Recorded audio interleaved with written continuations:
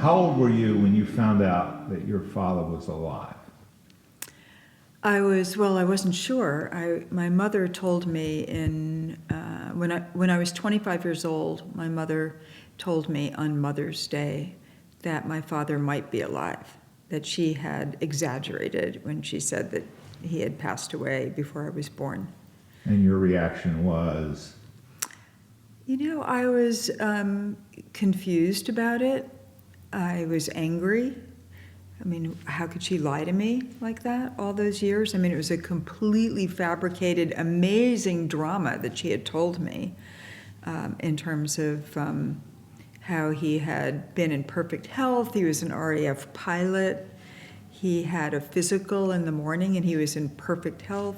And then he went to the movies that afternoon and keeled over from an aneurysm. I mean, that's like pretty melodramatic. Yeah. And it's very specific. Although she could never tell me what movie it was. And she had no pictures of him, which turned out not to be true also.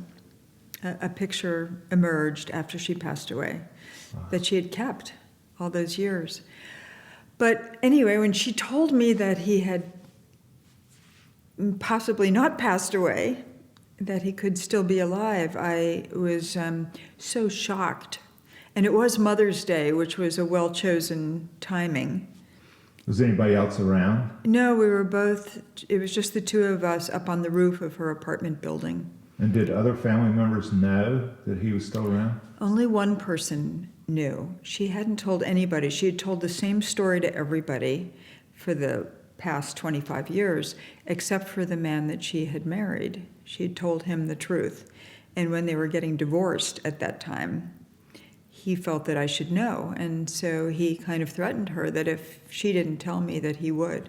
So it was really kind of that blackmail that allowed me to learn about it, because she even told me on her deathbed that she never would have told me. How long between that and the time that you went looking for him? I was pretty confused about it, and she didn't make him sound like he was a very nice person. The story was that, and this story was a story I'd heard before, that she had been pregnant with twins and had miscarried one. So I had hung in there, which apparently is more common than people realize. But that was true. Yeah, that was true. And so when I finally, I don't want to jump ahead to that, but so all I know is that she told him the truth, she said, and that he didn't believe her because he had been there when she miscarried. And that's made sense. I mean, if they hadn't been together, how could she still be pregnant? So it made it feel like he didn't want to have anything to do with me if she told him, and he didn't believe her, and it just seemed confusing. The story was confusing. And I had very mixed feelings of anger, like being lied to, and compassion for her, that here is this woman, my mother, who had grown up relatively wealthy and had, through a series of kind of bad luck things, ended up with no money and no family. Her mother died 10 days before I was born. That was pretty horrible. I was born in the hospital where her mother had just died. All the money had been lost. And so she had to be pretty, pretty street smart to figure out how to handle being a single mother in the 50s.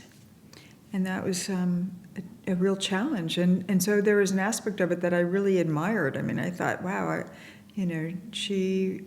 she had a really tough time, and she did a really good job.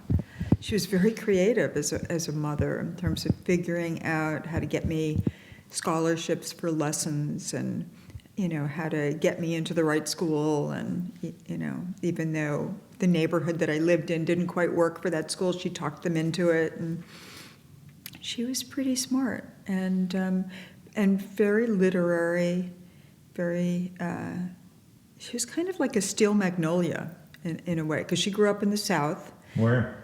She grew up in Florida, in Miami, you know, in a very kind of rural area. Her father was a country doctor, and it was during the Depression, but they had money based on people providing, you know, their skills or whatever. So it was like kind of like having servants even during the Depression.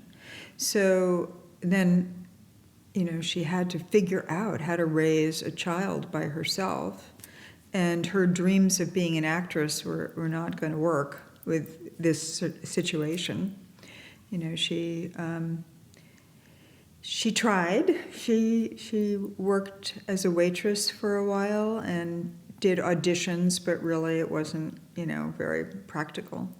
And she had me in a foster home also until I was old enough to be in an after-school center when I could go to school, and then she could pick me up at the end of the day at an after-school center.